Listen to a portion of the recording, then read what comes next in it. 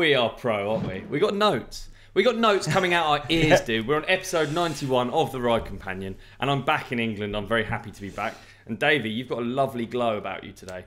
Maybe from the sign behind you that's stuck on valve bounce. It is, I think it is, yeah. The sign is lit up today. Yeah. It's can't turn it down, yeah. My own, I give people, if you're watching on YouTube, a little look. There you go. Yeah, it's too much. It looks good, man. I worry that you're going to start getting business, though, you know, from outside. And let me tell you, blue lights, they mean only one thing on the streets, dog. Blue light district. Type it in. See what it comes up with. What does it come up with? We've got a live learn. Sunbed done it. We've got a live learn here. Let's find out. Blue light district. Blue light district. It's where the transgender sex workers are located. So that's what you've got. That's what you've got blasting out your window. Luckily, it's not dark outside. I wonder what the green light district is. Is there a green light district? What would green be? Green light district. I mean, there's a lot of... no, there's no... Well, we need to assign the colour green to one of the many letters that are in this dazzling rainbow of sexuality that we have these days. So many categories. It just reminded me, I sent you that photo before of the... I bought one of those light bulbs that you can change on your phone. A smart one. And smart bulb. It's like... you say... Yeah. It's... I can't remember the name. Colex or something. I can't remember. Some sort of brand. Anyway, I had a new light fitted in the house. The electrician was telling me about these bulbs and I was like, I want one of those. I don't know why I want one of those. I just want one of those. So I went to Sainsbury's, to Argos in Sainsbury's, and I got myself one of these bulbs and I screwed it in and I connected it to the Wi-Fi, which is insane that you connect a bulb to Wi-Fi. Connected it to the Wi-Fi. And then on the app on your phone, you can turn the bulb up and down. So it's like mood lighting, but then you can also change it to red, blue, green, orange. The whole colour spectrum is on there, right? The whole thing. And you can even press party mode and then it flashes different colours. You got blue throughout the house, so I've connected it. I've put it on green. Right, yeah, obviously. I've put it on green just for a laugh and I've shouted Emma up to see it and I'm like, come and look at this. So she came up, she's seen the green light and obviously she's like, what the hell? This is awful. What are you doing? We don't need a green light. We don't need any sort of technology behind the light bulbs. We just want to simply switch it on and off at the plug, at this switch. Simple. Anyway, then it lost connection on the Wi-Fi thing and I couldn't get it off green. Oh, no. For like 2 days. We just had a green light bulb in our house, in our bedroom too. It was pretty annoying trying to wake up in the morning before it's amazing how it affects the green lighting. bulb on. Like I really, like lighting is really does change how you feel, doesn't it? Or like I find lighting and music two things that are like really affect how I feel. Yeah, I think this weekend we actually visited, great segue, the perfect bar for perfect lighting and perfect music. I think it was almost perfect. Yeah, dude, there's a little place in Sheffield, it's called Public, and it's basically, there's the town hall building, really old Victorian building, and the toilets at the side of it got changed into a bar a few years ago. Anyway, it's super small. It's the men's toilets. It's absolutely tiny. There's probably room for about 20 people in there. It's one of the top 50 bars, either in the UK or in the world. I can't remember. It's one of them. Quite a big difference, I think, between 50 in the world. Anyway, but super nice. It's like a little speakeasy, man. And they just do like really quite nice cocktails, or really nice cocktails. It's kind of expensive, but yeah, we were in there the other day and we had this exact conversation that they got the music and the lighting perfect. It was not too dark, not too light, gave a nice ambience, and the music was kind of relaxing. It was like the perfect place to sit and drink a cocktail. Mate, I like music for me is what I think it's one of my many autism flags. But music, if it's not something I like I feel like I'm quite alone on this. I really can't be there. Like it absolutely makes my it kills me, dude. Like, and that's why like radio for me is so tough. Like just having the radio on, because 90% of the music will make me feel like I just need to get out of that room and get away from that room. Like I'm really, really not fussy about anything, but music. Get me in a room with the wrong music, and I'm like, oh, I'm with you, man. or any space. I'm actually with you on yeah. that, and also the level of music is a big thing. If the level's Yeah. too high and it doesn't sound really good, I'm like out straight away. Again, we have this issue a lot in our relationship that in Emma's car she'll turn up some really Teenage loud music. quite screamy music, and when you're not in the mood for it, you're just like, oh, this is like an absolute killer. Yeah. It's awful. Hey, they like loud music in Mexico. I'll be honest, they really like loud music, like everywhere you go. But I quite like it.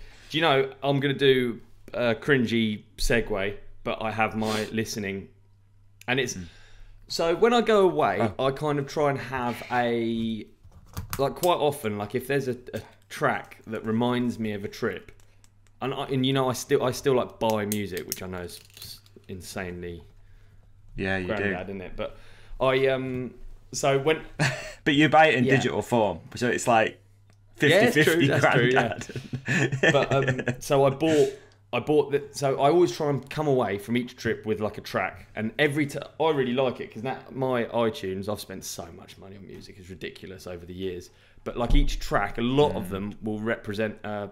Many of them are just tracks I like, but like a lot of them will represent trips to me, and they're like vivid. Like I have real like strong. Right. I think it comes with whatever that thing is where you hate being in where there's loud music that you don't like. Equally, I have really vivid memories of like music from each trip, and I'll have like a track for each trip. Okay. So my track from Mexico is quite funny because I heard it everywhere. And some kids were playing it to me when we were building Frida's Drop, and then we were like dancing around and fucking about, and like I really liked the track straight away. And then it's called PRC, and that's Peso Pluma, and Nathaniel Cano. So I thought it was like a traditional Mexican song, which it is in some ways, but it's like a narco song. So the track is called PRC. Is that right? Yes, the track's called PRC. I thought it was and it's actually a narco song. So it's like a smuggler song, which is funny. Which made me find it. Well, no way. So who is it by again? Because I think we need to slow that down. PRC. I'm going to send you a screen grab right away. Yeah.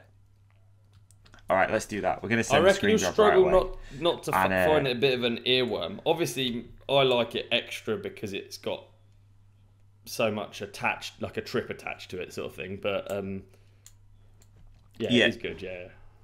That's cool, man. I like it. PRC. We'll get it in the. We'll get it in the playlist. I've sprung it on you a little bit. Again, for those who don't know, we've got a Spotify playlist. I've sprung it on you a little bit because which is all of our you favorite. Might not have a listening this week, obviously. I don't know if you do or not. I haven't got one planned, but hey, I can do one. Have to. I can just come up with one pretty easy. I thought it was funny though that, like, I always find it funny as well. You get like the. So then I got the opinions of like some of our Mexican friends that we were working with, and they're just like, Jesus, you like this, do you?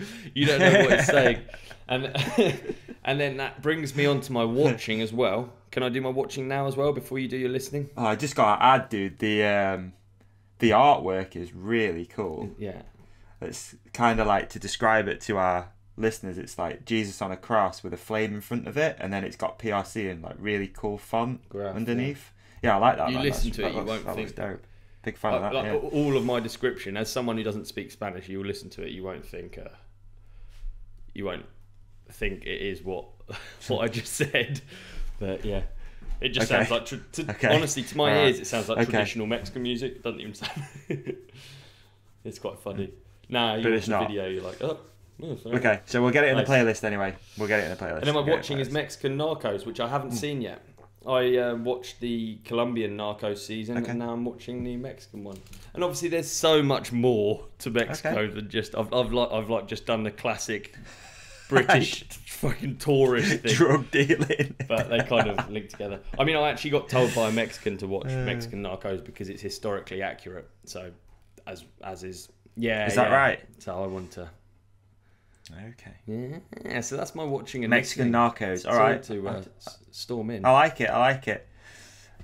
No, please. I'm gonna do one. I'm gonna do one, man, because this is the game that we play and people seem to like it. So we'll do a. I'm just gonna do a quick listening. So I've been listening to actually recently quite a lot of. Where is it? Right, companion playlist. It's not Meatloaf. No. It's actually the new Fall Out Boy album, which is actually quite good. And I've put one track in there that I really like. Fall Out Boy's like the hairs, and like it's that. What a Time to Be Alive. Yeah, a lot of that. It's quite emo, isn't it? It was. And if you remember, a little while ago, we went to see Emma and I went to see a Fall Out Boy tribute band called Fell Out Boy, and they were pretty good.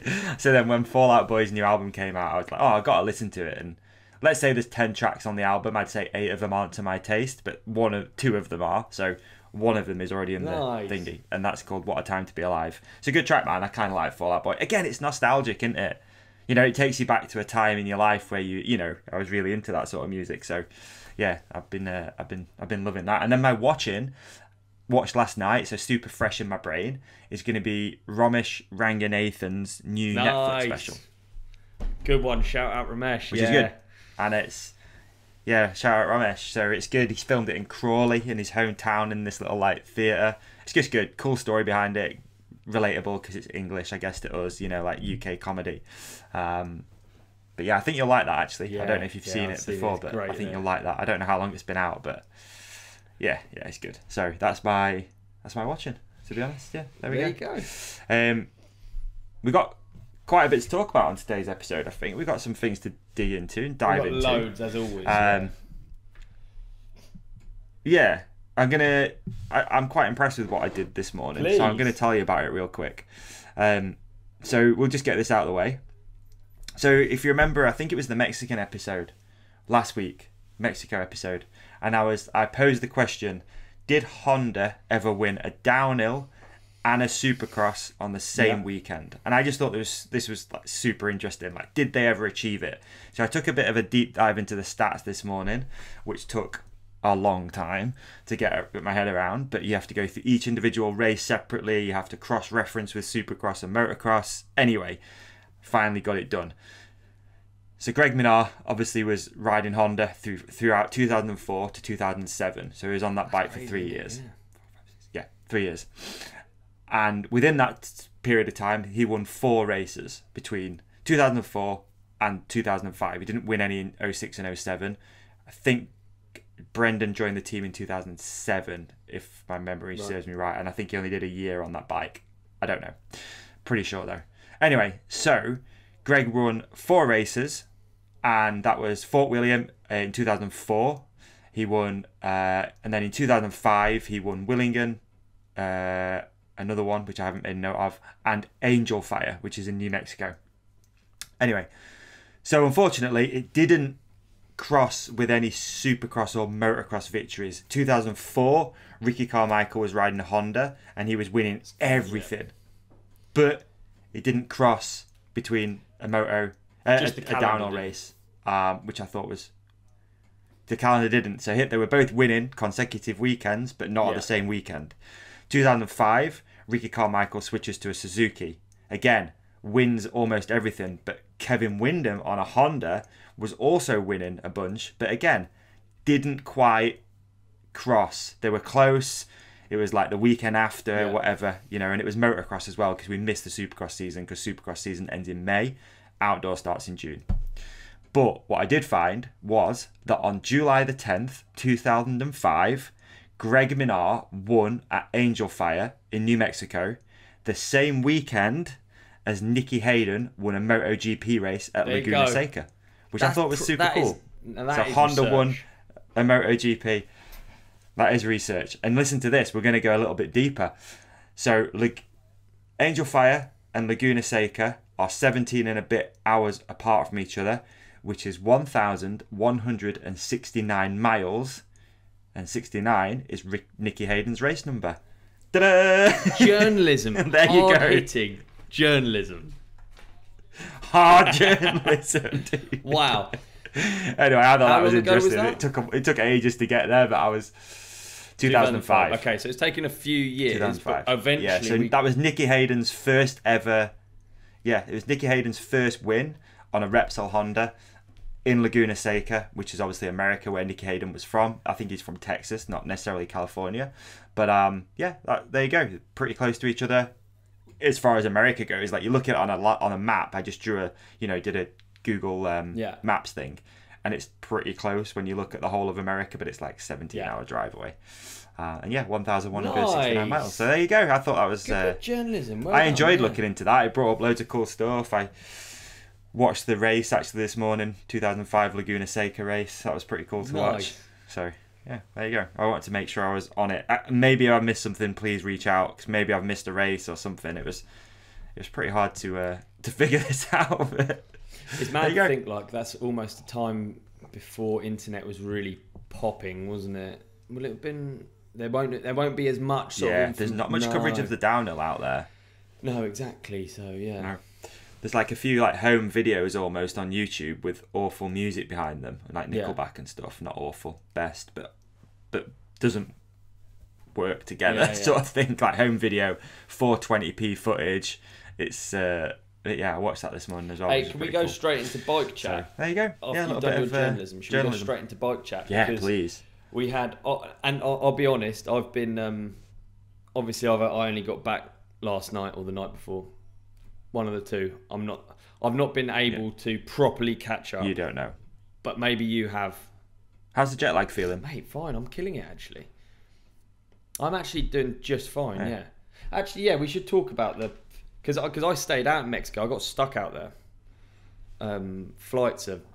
Yeah, I did. Yeah, I got stuck at extra day, and... I've knocked around in Mexico City, and I've gone and looked at another race that we're going to do in November, and yeah, I've been. Can you talk about that much? Yeah, I think so. Yeah. It was cool actually. So we finished the race, then we helped Bren afterwards for a little while whilst we're still in Guanajuato, and then we travelled across Mexico, which is I don't know. I actually really love Mexico. It's so cool. Yeah.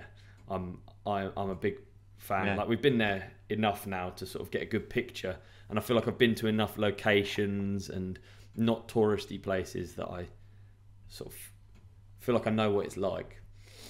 And honestly, it's been a long time since I've kind of been on a trip and almost not wanted to come back. You know what I mean? That feeling when you're younger and you go away on a trip and you just like don't want to come home. It's not that I don't want to come home. It's just like it felt sad to leave, which means I obviously like it there, I guess. Yeah, that's awesome. And to be honest, again from the outside looking in, I wouldn't expect that. And that's no hate on Mexico, but I just wouldn't expect that you'd want to stay there. It just looks like maybe there's that. I think we spoke about it last week, but that undertone of maybe a little bit of crime or maybe some sketchiness about it. But yeah, the fact that you didn't want to come home like speaks volumes. Mate, really. But over the I think it might be a little bit of a reaction to almost where we live. Like, I don't like pomp, I don't like snobbiness, and I live in Surrey, dude. So it's like actually you meet more people that you sort of almost get on with and have a better. Not better. I don't know. Yeah. There's something about being. Oh, you'd love it up north. No, dude, it's I don't know. There's something about the places that are a little bit poorer that are like that I'm really drawn to. Like it feels like certain things are in the right. You know, nowhere's perfect, but it feels like certain things are more in the right order. I think. Okay, interesting. And I mean, mate, we can definitely get into this later, but as far as theft and crime goes, Surrey seems to be a bit of a hotspot at the moment. So it's probably safer in Mexico at the moment. Yeah, it's funny, dude. But we'll get into that. But it's funny talking to people out there and like shit. You know, like when you actually really get to know someone and you start sharing. Cause imagine you're from Mexico and some British guys come over. You'd have a picture of what they're like, and I imagine the picture is like cartoony. Like my picture of Mexico isn't, because I've been there loads of times and I'm lucky enough to have been to a load of places. Like I've given up on pictures a long time ago of what places are going to be like, almost, because in a certain sense, everywhere's the same in a way. It's like, I don't know. Anyway, so, but I can imagine what you'd think of a load of British blokes turning up in Mexico, right? You'd think like fancy, and you'd think we all live in nice houses and ride horses and own peacocks, and I don't know. You'd just have this view of it, and it's so cool when you get to know people. That's Matt Jones, but isn't it? You'd think that everyone's Matt Jones, or you'd think, But it was really cool, actually. Like some of the people we work with, I'd like share pictures of like my house, which is a building site. Doesn't look like it from this picture to our visual listeners. It looks like a hostage situation. But the... and I'm sorry about that. I will get the branding on point soon, but yeah. Well, you're a hostage situation, and it looks like I'm sat in some sort of brothel. What a podcast we've got, you know? What Why don't more people tune into the visual version? Working on it. But yeah, it was cool. I've had the same experience a load of times, like you show, because people are just interested. Like once you get to know someone a certain amount, and you know they'll say like, "Oh, I'm doing up my kitchen," and they'll show pictures, and then I'll show pictures of doing the house up, and you can see they're visibly like, "Oh, whoa, that looks well shit." I don't know what the picture people have of. Yeah, it'd be interesting actually what people think when they think of England to our international listeners, because I can almost see visibly people like, oh right, okay then, all right, you don't live in Buckingham Palace or some shit. Obviously that's but yeah, it's funny. Dear. That's so true. We I'd love to hear from people. Please comment below. But yeah, tell us more about about Mexico and where you visited after, for sure, man. So afterwards we went to a different region. I don't actually know how much I'm allowed to talk about it, but basically if you're scoping for a street race or a bike event in the streets, it tends to involve a lot of like going on top of buildings and looking off the top of them and seeing if you can jump off them and stuff like that, which is actually like something that really takes a while to get your head around, because I've Is this the first time you've gone and looked at a location before having it? I think we've done that before, yeah. It's not. So you've been before and sort of scoped the streets out and been that guy that's walking around, and people are probably wondering like, what's this English dude doing here? Like looking off the roof, pointing at buildings. Yeah, I never really. Kind of sketchy.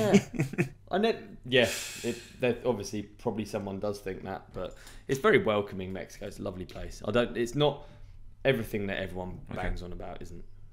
I mean, it's funny. It's like all of the stuff about places being dangerous.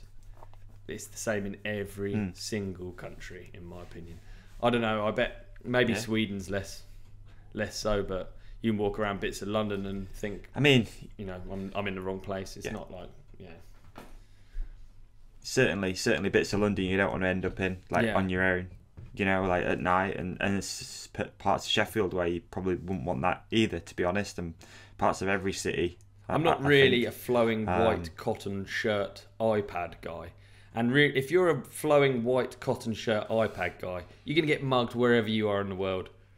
So I think we're good. I limp around and no one even looks. But we scoped out this building, and it takes a while to get your head around like what you can actually get away with. So you just look off the top of the building, and I've weirdly got experience in knowing that we can build a landing that makes it possible. Do you know what I mean? Yeah. Just you and Christian stayed out there as well, right? Yeah. So we went and did that. Then we went to Mexico City. You might have noticed that I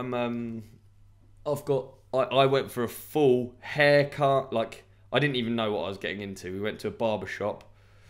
And I had a haircut. They shaved me. They did they put massage. Look, I've got Craig. To our audio listeners, I've got Craig David facial hair now. Look, can you see the line? Oh yeah, it's quite cut underneath. Well, they have to, because I had a big Nike a crash when I was riding for Nike 6.0 and my helmet strap took off. It burnt all of there off. Oh. So I don't have any hair in certain places. So they've they've corrected it, with a Craig David facial hairline underneath. So yeah, I went and did that in Mexico City. What's the economy like in Mexico? Is it like cheap place to be if you went on holiday? Not as cheap as you'd think, but do they use a dollar? No, pesos, Mexican pesos. Yeah, peso. It is cheap, but it's not as cheap as as you'd think. A sheet of ply is 35 quid. You know, so when you're building a takeoff, it still costs a bit of money. And if you're buying drinks, I mean, you can live very cheaply, but it's not necessarily very cheap. It's interesting. I looked at houses in Guanajuato, and just if you type in property, that means you're typing it in an English language, which means you're going to get the full price. So you just get really expensive properties, but I think you can buy them for cheaper. I don't know. Right. I wouldn't know because I don't speak Spanish, which brings me perfectly onto my next thing. Because I always think you do a great job of like holding yourself accountable by using the podcast as like. Would you agree? So you say stuff, and it's like you write a check. You know, you've written an audio check. I'm going to do it again in a bit. I'm going to do it as well. Can I do mine first, and then? Yeah. Okay. Let's both be accountable. So please. I have been over there and like it there enough that I am permanently frustrated at my Britishness and my lack of language skill, and I'm gonna learn Spanish. So there, I've said it now. Amazing. I'm gonna do it. Dude, good on you. I'm going to do it. All right, okay. And what's your time? Okay, so once you've said this stuff, you have to sort of put a little bit more weight behind it. So what's the sort of time frame you'd like to have so that you can achieve a sort of conversation with somebody in Spanish and hold the conversation? Because that's the thing, man. Holding the conversation is really tough. Caveman Spanish. And are you going to commit to doing a Spanish podcast? No, I'm not. Like honestly, you don't. The thing that's annoying about being like I always try wherever I go in the world. I'll always try, and it always I'm always bad. So it's not like a big pat on the back, but I do always try, and trying really means something to people because most English people don't even try. I would say I don't know if that's a sweeping generalization, but I think it is kind of the case. Like with the lazy language we are, whether you're American, English, Australian, we just we're really lucky in a way that we're born with English. Like we're super lucky. In fact, Ramesh said this on his comedy special yesterday. He said something along the lines of, imagine being the funniest guy in the world, but you live in a tribe in the jungle and only 8 people speak your language. You know, we're so lucky that we have the most common language in the world, like is our native tongue, and we don't even have to really think about it when we go abroad because most people speak English. It's the same when I used to travel to Sweden all the time. It was, everyone there speaks English pretty much, so you don't even worry. It's not even a thing. You just say to people, "Is English okay?" And they go, "Yeah, of course." And you're like, "Okay." So it's not very often that. I think Poland, when I was there a lot, that was definitely a country where they didn't speak much English at all. So that was a bit of a struggle. And I got myself to a point where I could understand and I could say like really basic things in Polish. But I've never been one for languages. Again, like most people listening, I did French at school for however long you do French for. Is it 6 years or something, like a language? And I have absolutely zero. Like nothing. There's nothing. There's like le chat. I think that's cat, and that's pretty much anything I can think of. You're not going to get far. Yeah, you're not. Yeah, definitely. But good on you. I think it's probably going to be similar to the whole piano thing at the moment. You've just got to stick with it, and you just got to keep going every day, like a little bit. Are you going to commit to lessons? I don't know yet, and I'd be interested to hear from our listeners on it because you get these like Duolingo apps, but I don't really want to just learn singular words. And okay, so my current experience, and I do actually, I don't get by at all, but I can do stuff. I can like achieve communication in Spain, whatever that means. It's not proper communication, but I can order things and I can say certain things. I have weird I know what. Wow. Definitely in construction. I can ask for some nails. I can say where the wood goes. That kind of thing. I have like a really weird. But my experience, my learning the language is only through being there. It's not. I have no formal education in Spanish. So I don't know sentence structure. I don't know anything about how you're actually.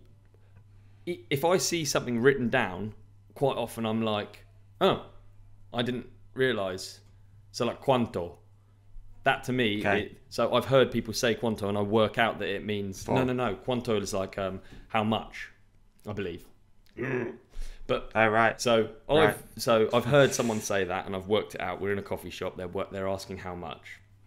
So I've worked it out because quan means quantity in my brain. So you can link it to words in English or you can link it to words in all number of different languages.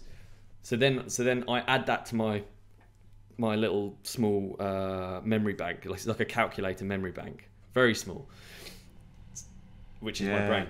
And when I actually see that written down, that's spelt completely differently. So a lot of the words I say, I'll say them wrong, and you hear that quite a lot maybe with people trying to speak English who are from another country. Like they'll have a practical version of the word, but it will be pronounced wrong. So I'm currently that guy.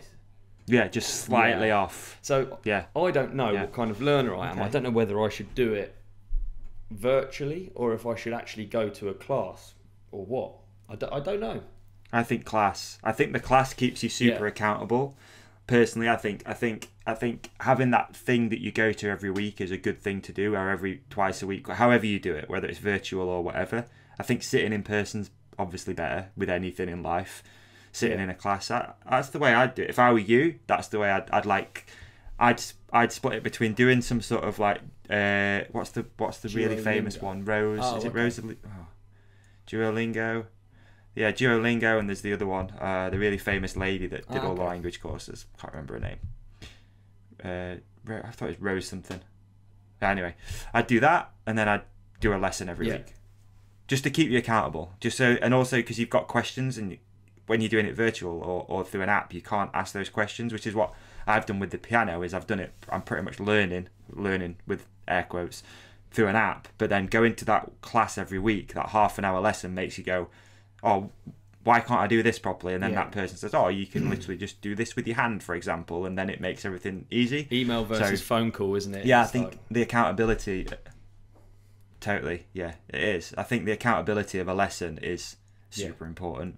So yeah, that'd be, not that I've ever done it, but that'd be my top tip. I think you're right. I do think you're right.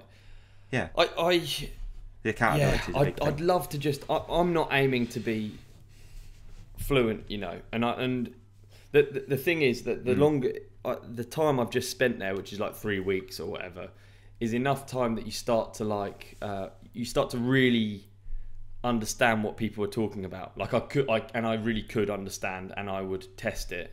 I'm quite annoying, I think, because I'll try and work it out the whole time. If I'm on a table full of people speaking Spanish, I will try and work it out. Same with German. When I'm at Focus, I'm just like trying to work it out. I get it very wrong often, but it's exactly how I was in Poland. You go out with all these people and you sit there and you're like intently looking and going, I think that's okay. That's, and you're trying to like figure out what's going on. You're like reading people's like reactions and stuff like that, and it doesn't, and then it'll all add up. It's really, I think it's super interesting, but I'd love to have another language. I would love to have a proper another language. I think mate, it's an amazing skill to have, especially if you're doing what you're doing for a job and there's like that's going to keep happening further down the line, isn't it? Yeah. It's a great skill to have.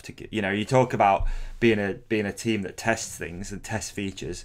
Well, how about you can go in there, you can actually talk the language of the people that you're working with, like even it massively holds us back because we had an amazing we have like an amazing crew of Mexican labour, but if you're building something, it's really, if you can't delegate tasks, then you're fucking useless, and it makes you realise how important communication is. We've got all of these like people that are all strong and capable and willing, and you can't do anything with them. All we could do is get them to like move wood or move stuff to the next thing, and actually they're more than capable of. All that we can do that's extra is shape something, so we can tell where a berm needs to go. We could set it up, and then they could do all of the filling in of the gaps. But we can't. Right. You can't. If you can't communicate it, you're can't communicate it. Yeah. Super frustrating. So frustrating. No, it's a great one, man. And I think you hovered over something there that you said. You don't want to be fluent, but I think the goal it's almost like maybe I'm off, but to me it's like saying, I'm going to learn to ride a bike, but I don't want to be good. I think you should aim to be fluent. Like that, the goal should be to learn the language and speak really well at the language. Don't hold yourself back by going, I just want to get it to a point, because that point will always keep moving, if that makes sense. That point will always become, oh, I wish I could do a bit more. I wish I could do that little bit more. Yeah, I know what you're saying. Like, you don't want to. I don't know. I don't know if I know what you're saying. Actually, be fluent. Like that's the goal, is to be able to speak it really well and read it. And my girlfriend is she's got a real powerful brain, and it's when I ask her questions, so she can speak French and Spanish, and she'll be like, "No, I'm not very good." She's like, oh, right. I mean, I from where I stand, she seems like she is fluent. She can hold conversations in both of those languages. She's really, really good. And then wow. And like her, it's amazing how different her brain works to mine. I'd say I've got a way more practical brain than hers in certain ways, but not with learning. And she breaks down things into the theory behind each word, and like why something's masculine, feminine, all of that, which I'm really bad at. I'm super bad at. I'm way better at I'm way better at getting it wrong, and then someone going, "Oh, that's a girl," so you say it with an "ah" instead of an "or," and then it makes sense. Okay. Do you know what I mean? So, how do you think you learn best? Are you best to just be like practical? Obviously, you're best, and that's why I think that for you, being in a class is going to be better. I think you're right. Yeah, I think you're right. Rather than a more virtual way of doing it. You know, being with people, because you're a people person. I think being with people, being able to bounce off people is, and I think with the app learning of anything, it's easy to pick up bad habits, which you then can't get out of because you've been doing it wrong for so long. And it'll take a Spanish person further down the line to say, "Oh, you're off on that," and then trying to unwind it is almost impossible. So I think be interesting, dude. Like, Spanish lessons locally, like little night college, little night school, be super sick. It'd be well nice. Make a little evening of it yourself. Like, go for a little drink before or whatever. Like, make it a nice thing. Good. So I've just looked up, dude. Yeah. Have a tequila and get in there. I've just looked up the different ways of learning. So let's both try and categorise ourselves as in these. Okay. So the 7 styles of theory, of learning theory. So they are visual, kinesthetic, which so visual, obviously you're looking at it, you're learning. So that's like, I guess that's a screen or a book. Would you agree?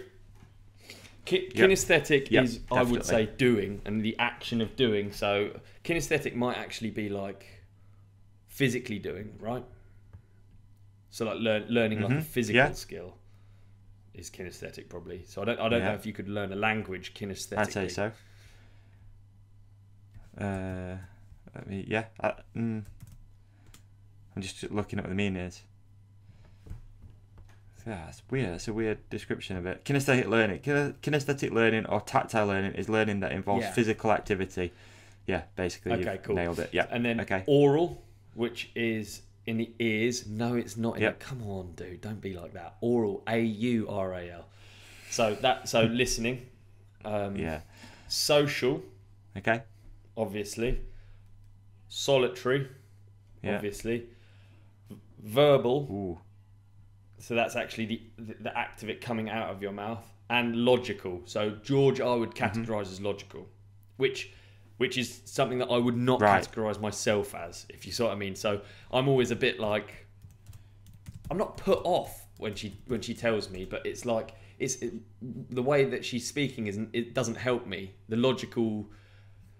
Right. The logic bit behind learning a language doesn't help me because I'm not. I don't learn in that manner, if you know what I mean. So the way it's described here is logical learners succeed by using order, steps, and logic. These learners can make connections and recognise patterns with ease and work well with numbers. Yeah, that's not me at all. Honestly, that's. I'm struggling to see which of these 7 I fit into, Ollie. I'll be honest with you. It's kind of scary because I don't think it's any of them. Okay, I really don't. I think I'm practical personally.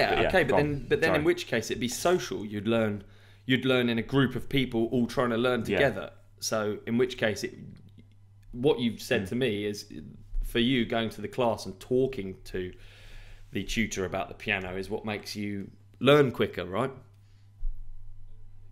Yeah. I think so. Tough to say because I don't seem to be getting any better. And also school was that, and I was really bad at school. Like school is a social setting. You are, engaging with classmates, with a teacher, and I was awful at school. But if I was given like a practical task, that's when I'd pick things up. I'd like figure it out. Yeah. And I'm really not good at the. Although I love reading, it doesn't really go in. I enjoy the act of reading and learning, but when I really think about it, it doesn't actually go in at all. Like there's all these books on this shelf. I couldn't tell you what's in any of these things, but I know I've read them. Same with podcasts, right? Like I listen to so much stuff, and don't get me wrong, there's little bits throughout the years that you pick up on and that you stick with. But the stuff that I usually learn through podcasts even is because I then go off and do it. So it's like that, it plants a seed, and then I'll be like, right, trying to think of a good example. It's really difficult, actually. Which is hard to think of because I think life is just learning, isn't it? Like you're always learning. And what's crazy, right, is when you start talking about a subject that you don't know stuff about, and you can hear it coming out of your own voice. Do you ever get that? And you're talking about stuff, and you're like, how the hell do I know this? Like, how has it gone into my brain, and where is it stored? Because I've really not thought about it. I have that the most with language. Yeah, I think for me it's the act. I have it the most. I'll be like, how do I know that it's word? going in, but you don't know it's going in, but then you can recite it. Why do I know rabbit in German? What's the point in me knowing that? And it will just come out.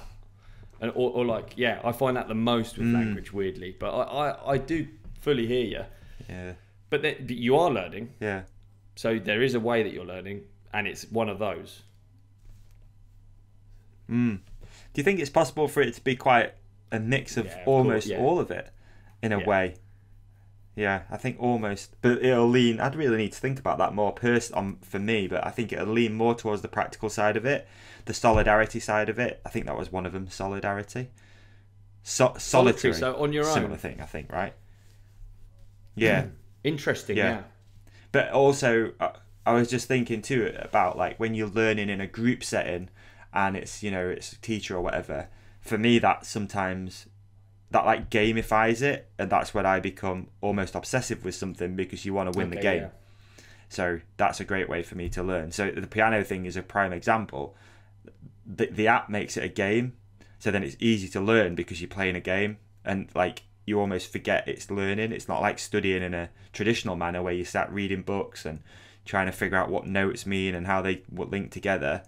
The app makes it a game, and you're almost listening. Unfortunately, it's kind of sad in a way, but you're listening out for the like, bing, you did it right, and then you're like, oh, and you've done it right. So yeah, I don't know if that's on there, like gamification. That's probably a way of learning. Learning, just talking about it now, when you think about it, learning is absolutely everything. It's something I never want to stop doing. I never want to stop being fascinated by, and I'm not talking about learning Spanish. I'm just talking about just the world in general, just being interested in stuff, and not just like being bored. Seems like I remember being bored when I was younger. I remember being like on a car journey and being bored. It seems like there is no kind of... I'm never bored now. I'm never bored, dude. I'm never like... I don't know if that's a good or bad thing. Sometimes I think we miss boredom because it is a chance just to go inside a little bit and just think. But does that make you not bored because you're doing that? But yeah, as a kid, like I remember, you used to be bored. You sat on the sofa in the house, like nothing's on TV. You've read all of your Dirt magazines and your DBR magazines, and you're like bored.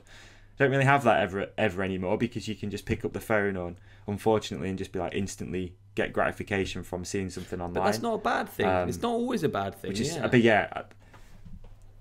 No, I'm kind of obsessed with this learning thing though, and I never thought I would be. But podcasts in particular have been like a massive.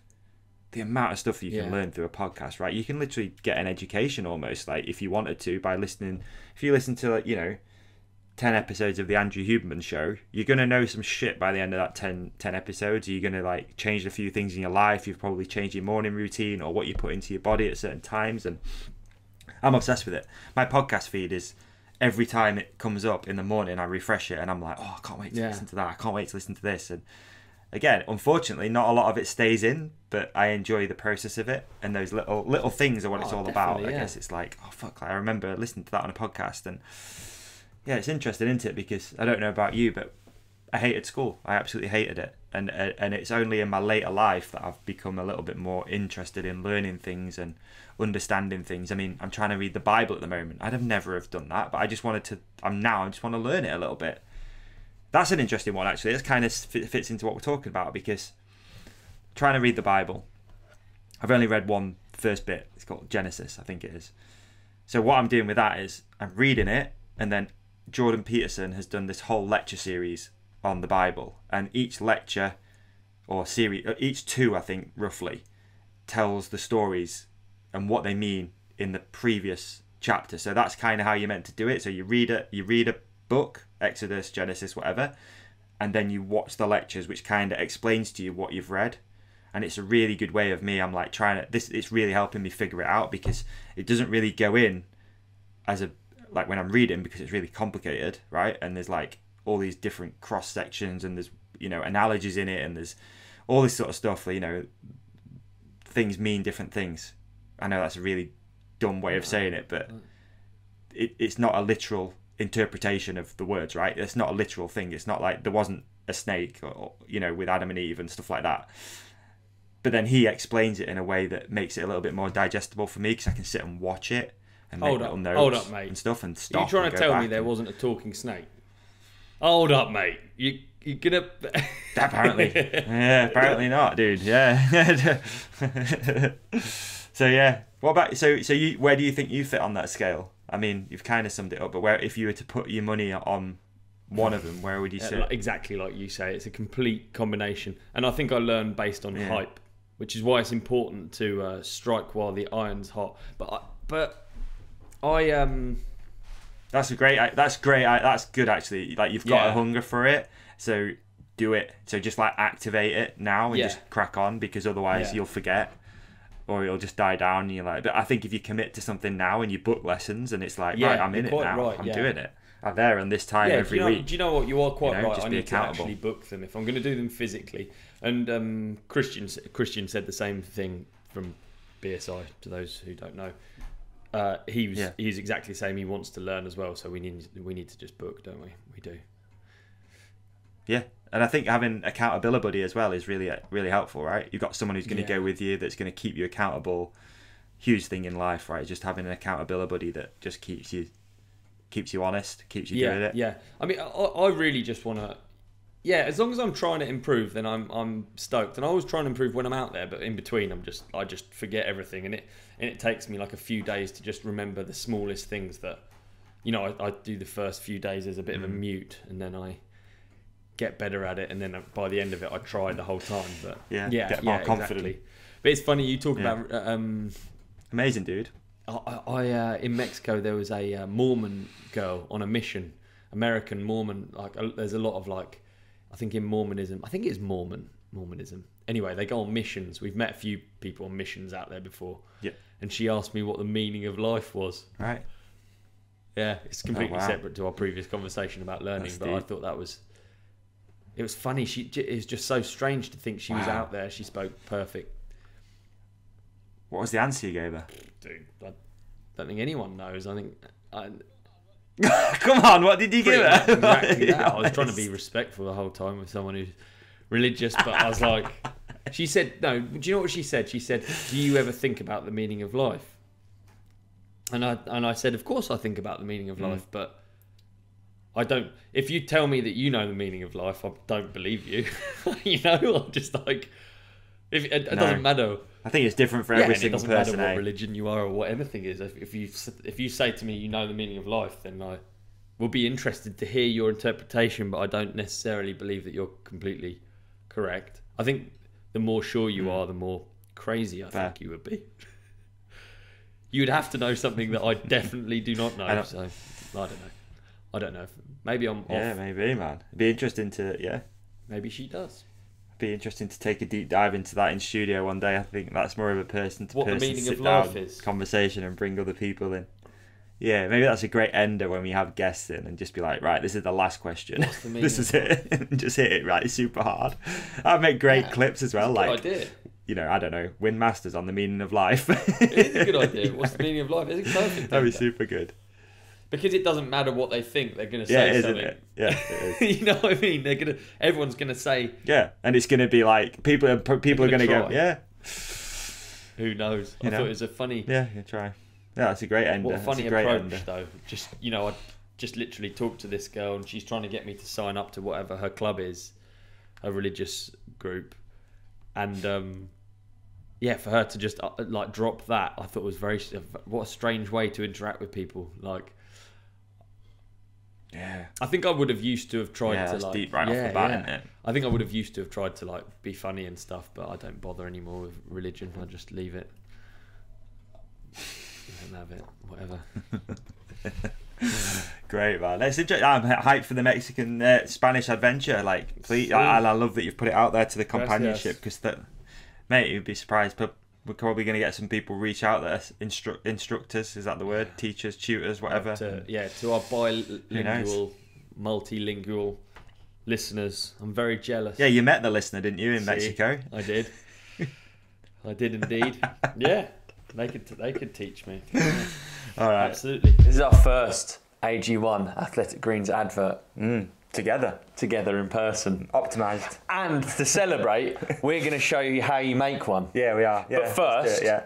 we should go through the points, right? Definitely, we should go through the points and then we can use this as inspiration. Okay, so... This is literally how it works. So we got to talk about us. But it's really easy with this product because I genuinely do use it every single day. Likewise. The mornings don't feel optimised without a scoop of Athletic Greens. It's completely become part of my daily routine. That's beautifully done, mate. Yeah, nice one. Okay, I'll do the next point. Yeah. Our mission is to empower people. Instead of people, I'm going to put companionship. Our mission is to empower the companionship to take ownership of their health with a simple daily habit. Yeah. What makes you stick to a habit? And how have you made AG1 a part of your life? I'm loving how it makes me feel, mate. And my days are genuinely better after I've had Athletic Greens. Knowing that you've taken 75 different vitamins, minerals and whole food ingredients. Yeah. Before your eyes are even awake and like before you're still wiping. Because you have to take it on an empty stomach, right? You have to take it on empty. Yeah, that's right. Yeah. So I do. It's literally first thing in the morning, get it done. That's how it's become part of the habit. Do you do it before brushing your teeth or after? I actually do it before. Is that gross? Okay, you go with the scoop guy. So that's and then you do a travel pack, and then we can show our beautiful companionship exactly how you do this. Exactly, yeah. So that's a month's worth in that. It's a month's worth in here. Isn't it? Yeah, I keep that in the fridge. I keep all of it in the fridge. I don't keep it in the fridge, but it's better for it. Cold up north. There you go. You don't need to. I do. You don't need to. All right. Okay. Do you want to do yours first, or should we do it at the same time? Let's do it at the same time because it's cute, and also because it's mainly audio. This is going to encourage people to go to the YouTube video to see us make it. Okay. The highly technical drink made. Yeah. Okay. All right. I like. Oh, here we go. The spoon's amazing. Hey, by the way, I'm currently using the travel pack. You've got 30 days worth in there. Yeah. I'm currently using the travel pack. Now, when people sign up using our code, they actually get 5 of these, and they're very useful for when you're on the road, because once this is a part of your routine, you don't want to stop it. Exactly. Even if you're on the move. Beautifully said. Thanks. Okay, so you're just gonna put yours in. I'm just gonna. That's a portion there. That's a portion measured out into a bag, and yours is a portion in a scoop. Yeah, pretty much. Yeah, so that's really good. Just wanted to give a shout out to the lovely container too, and the spoon. Oh, it doesn't feel high quality. The spoon's so nice. Yeah. So. What do you do next? Exactly. I just wanted to ask you. Okay. Well, I actually like to just start things off with a little bit of swill. Ooh. Is that called a swill? Yeah, that's nice. Or circular motion. Depends which part of the world I'm in to which way it spins, because sometimes if I'm in the other hemisphere, it actually goes the other way. So that's just completely dependent on my location. And then you go a bit of more of an aggressive one. Yeah, and then I go with the aggressive one. Obviously, the location is important. Yours is actually spraying out and hitting me a little bit, but that's fine. Oda AG1. Yeah, the location is important because I've got the travel pack, whereas your direction is less important. What do you think the ideal location to drink an AG1 is? Right where you are right now. Beautiful. Okay, should we have a... Yeah, have a take. Oh, wait. Undo the lid. Yeah. But then, Ooh. Also, if you sign up using our code, you get a year's supply of vitamin D, which is very relevant at the moment because, as you can see in the background, it's very dark and a little bit dingy on this building site. So I'm just going to give you a little drop. Nice. That should replace the sunlight that you're not getting. Okay. On a cold winter day. Put this back in, or do you just go with it? Let's do a bit more because we like this bit anyway, don't we? Now the taste test. There's no point in taste testing. I have it literally every day. It's delightful. Cheers. Cheers. Thanks AG1. Thanks Athletic Greens. The link is in the description. Cheers. Right. We're gonna have a little bit. I feel like the ad read would be better now. I've had some of that. Long ad now, innit? Yeah, it probably would have done. We should have drank it first. AG1 is so much more than a greens powder. It's all of your key health products in one. And that's one thing I love about it. No more massive supplement drawer, man. Yeah. I used to have them all racked up there, all of the different ones, whereas now it's just boom. Literally that. It's that. Done. And that. All that. If a comprehensive solution is what you need from your supplement routine, then Athletic Greens is giving you a free 1-year supply of vitamin D and 5 free travel packs with your first purchase. Go to athleticgreens.com/ride companion. What address is that, Davey? athleticgreens.com/ride companion. That's athleticgreens.com/ride companion. And check it out.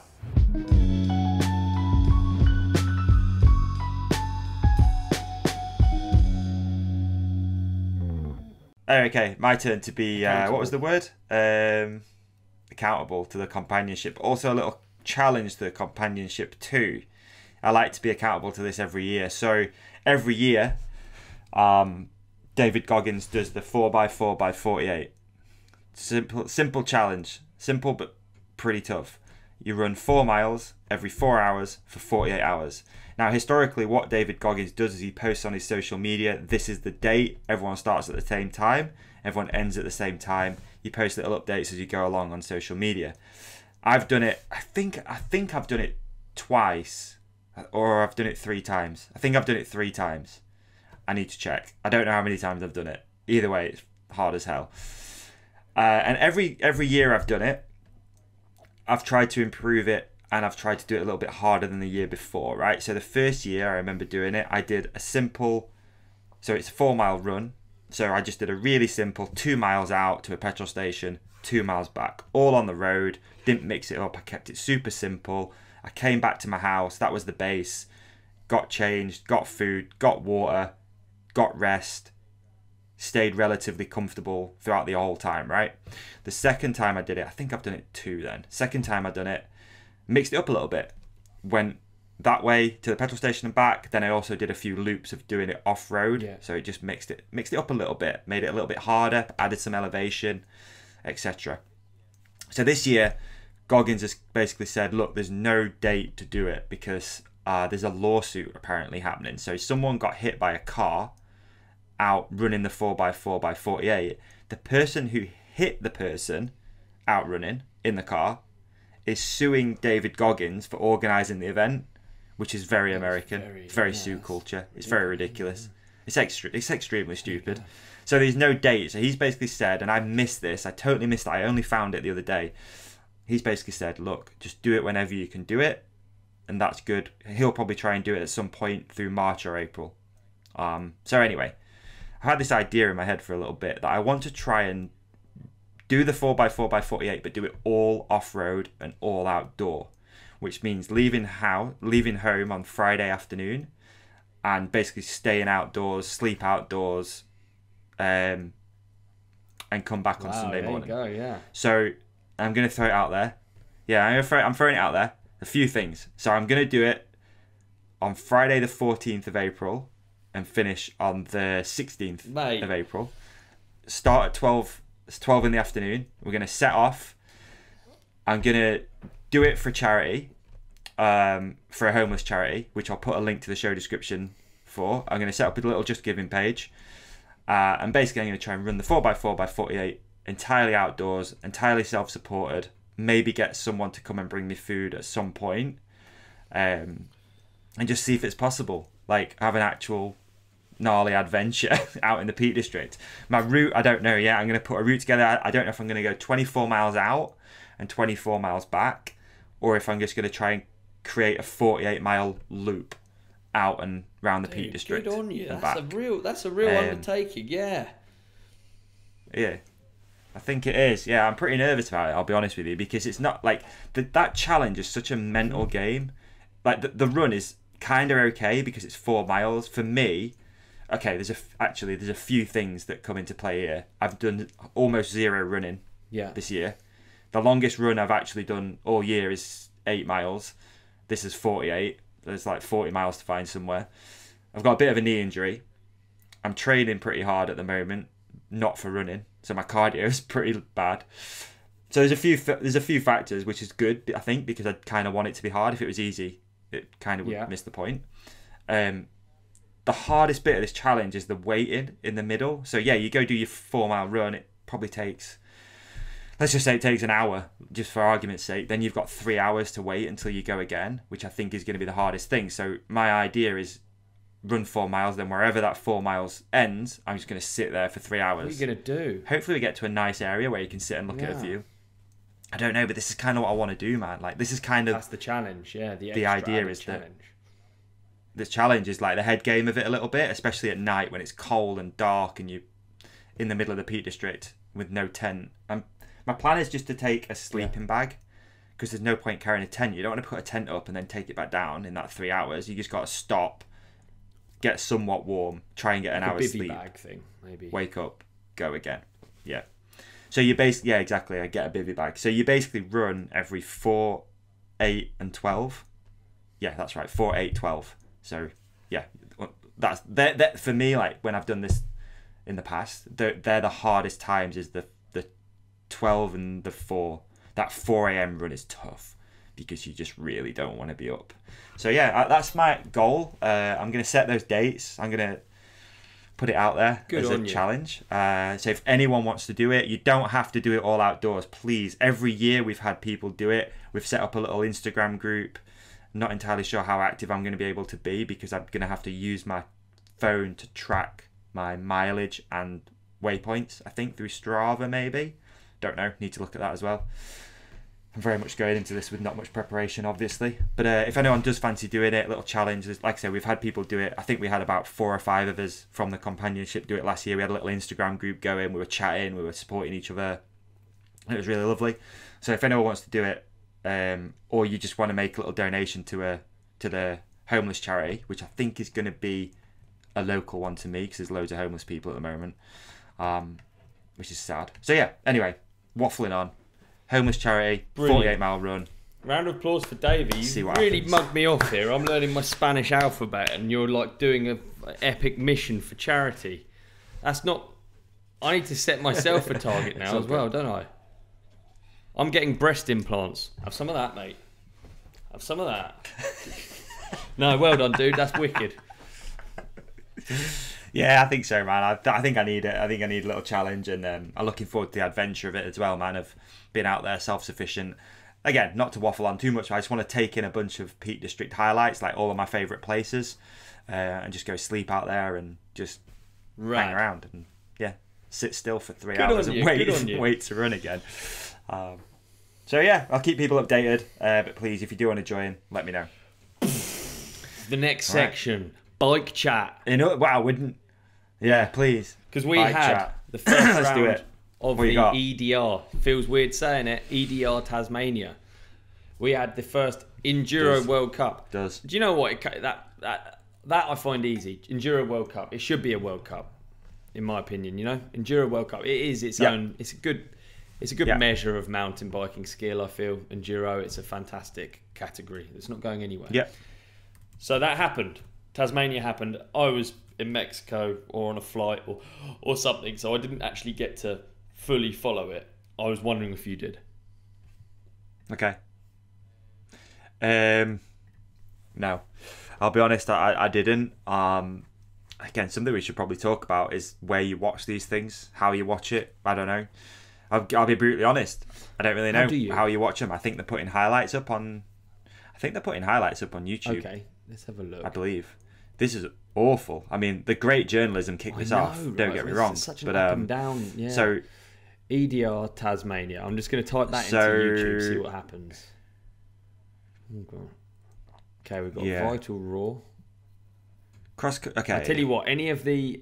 there we go. It's so bad that we don't even know where to watch it. Mountain Bike World Series. World Cup. The highlights are on YouTube. Yeah. UCI Mountain Bike World Series. They're on the UCI Mountain Bike World Series YouTube. Yep. That's where I'm going to watch them. I mean, I tracked the last round a little bit because Bex Barona won the women's. And Bex is a relatively local girl to us. Obviously, she's on Team Yeti. And Richie Rude won as well. Also on a Yeti. So I did notice that. But yeah, dude, I'll be honest, I didn't track the first round. I mean, for a few reasons, just to be honest, like it's just not, for me to watch it, it's just like not the most exciting thing. Like that race, you know, it's not the most exciting thing. I think on the same weekend, didn't we have Crankworks, the street race, you know, I can't remember the name of it. I always get that confused, what the name of the one you did. And then we also had the Enduro World Series at the same weekend, I think. Yeah, there you go. Do you know what? I've realised that it was actually round 2. I thought it was going on whilst I was away. So but they're both over in Tasmania. Is that correct? One was in Derby.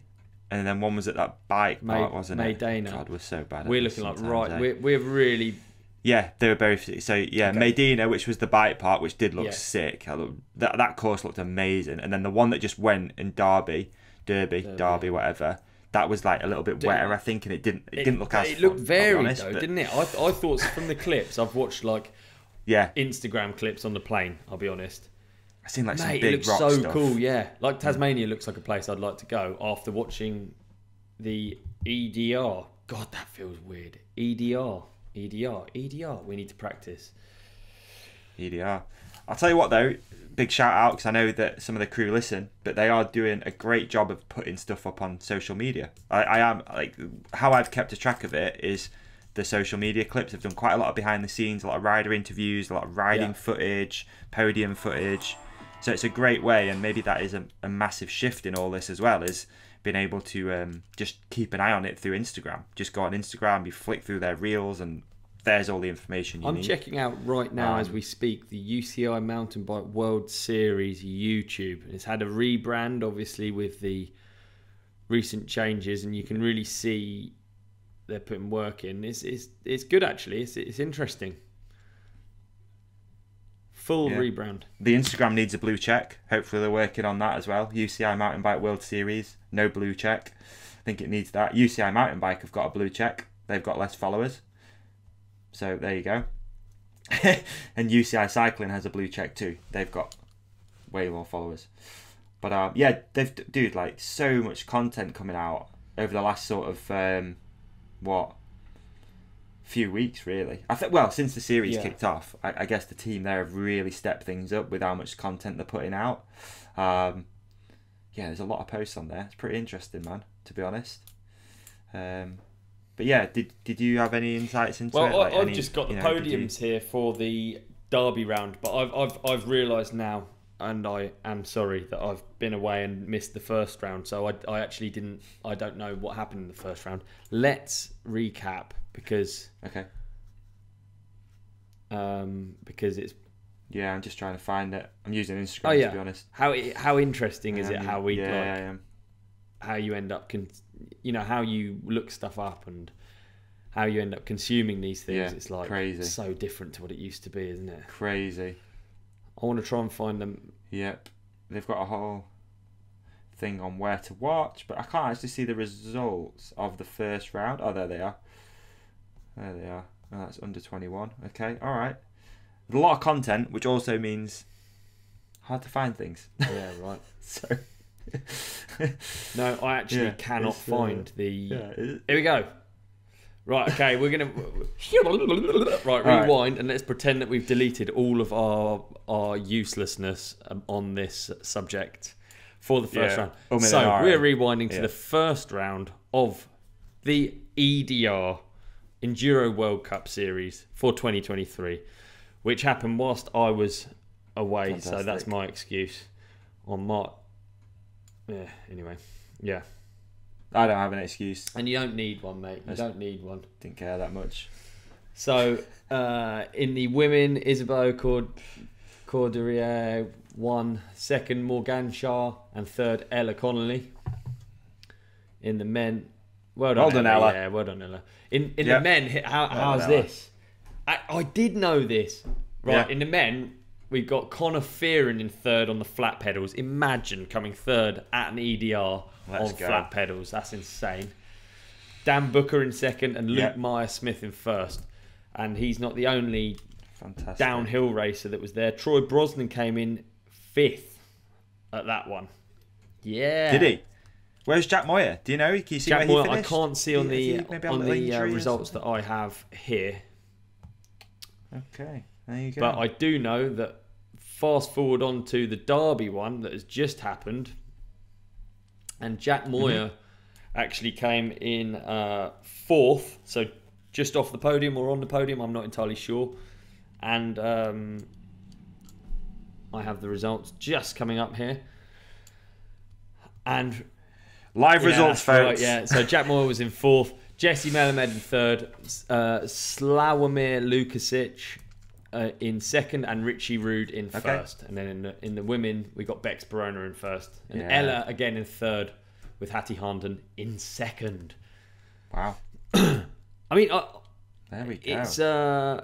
It's a harder one to follow, EDR. I'm not going to lie. For me, it's harder.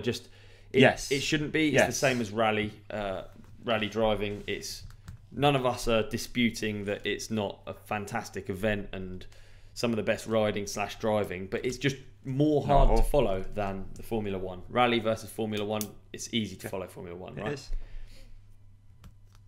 Yep, definitely. No, it is, mate. It is, and it's be interesting to hear. Actually, let's use the comment section for this. Do you follow the EDR?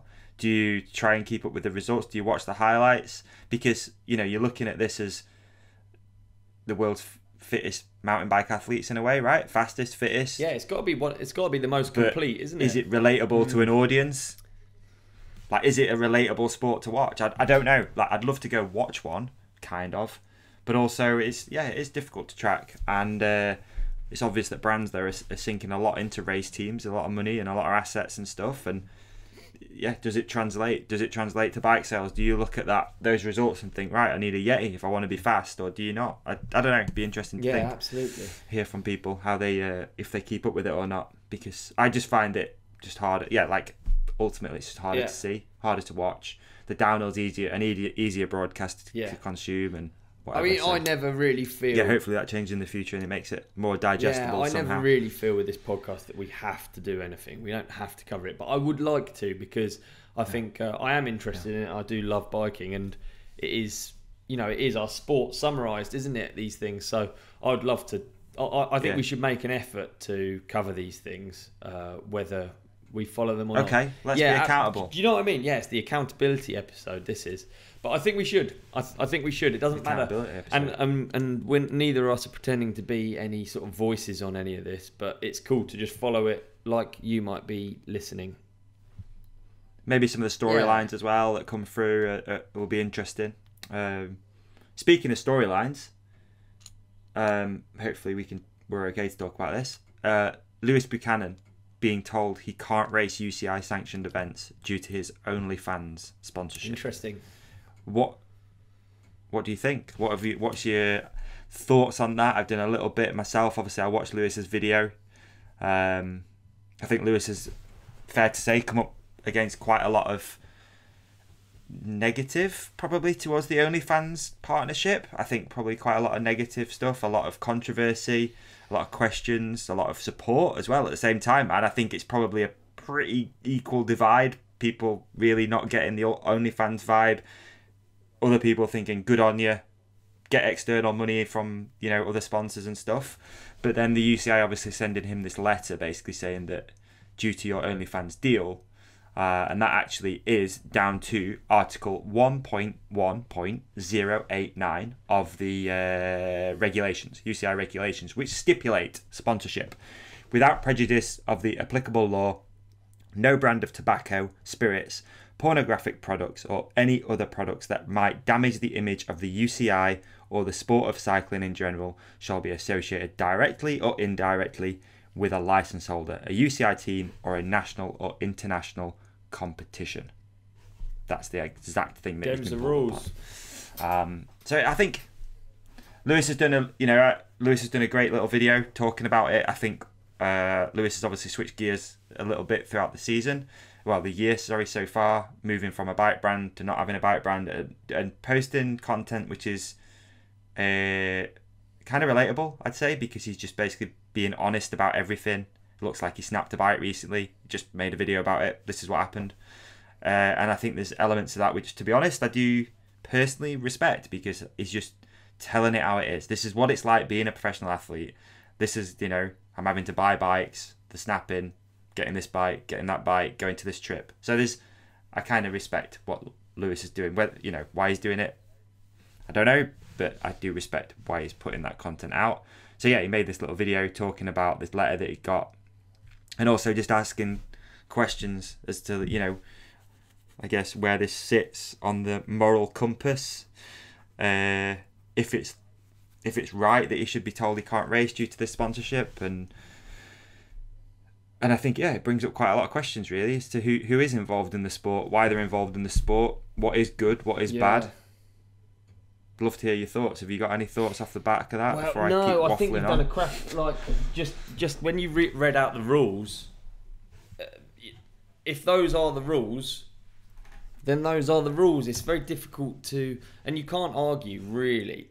Well, the argument is this sort of grey area is what is categorised as pornographic, and I actually don't know how to go on OnlyFans, so I don't know what it's. As far as I was concerned, it was like a platform that has been almost hijacked by these by pornography. Yeah. I don't know if hijacked maybe, but it's definitely used mainly for that. I think maybe you sent me. Don't know about hijacked. The only reason I say don't know about hijacked is because the guy who founded it literally built these sort of things before, yes. Right? So I don't know I think the aim was me that, the podcast, didn't and you? then the way to maybe, and then maybe the way of getting, and I might be off on this, maybe the way of bringing in funding to be able to do. Bring in like venture capitalists or funding, basically, they have to have an element of it which isn't just pornographic. I think that's why they do it this way.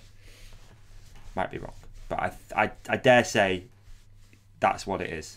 I'm actually a firm believer in rules. I think that if you get rid of rules and law, and I don't know. I think it seems cool to. I think sometimes the sound of things is cool, but the reality of them isn't cool. So I think that there should be rules and there should be stuff.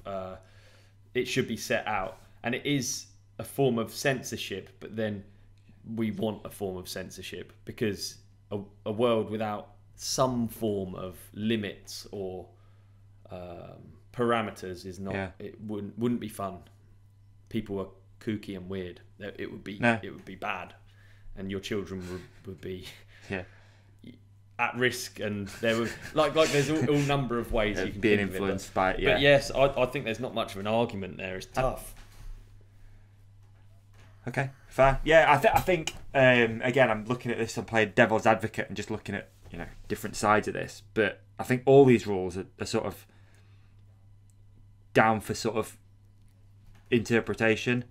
You can't argue that certain other athletes that are at the top of the sport have got logos on their helmet which necessarily aren't good. Like, you can't say that Monster is a good product. It's difficult to say that. Like, it is an energy drink. It's bad for people. It's not a healthy thing to have, right? That's fair. But and also the way that a brand like Monster markets is its sexualization, right? Monster girls. That's how literally built the brand, was like monster girls and sex and you know what I mean. And then athletes have got it on the side of the helmet. It inspires people to go and buy a Monster energy drink. Just one layer of the onion. So there's that. There's that element of it. Yeah, and it's like British Cycling just took this deal with Shell, which we talked about, which again, you have to think, well, is Shell good? Like, is that a good company?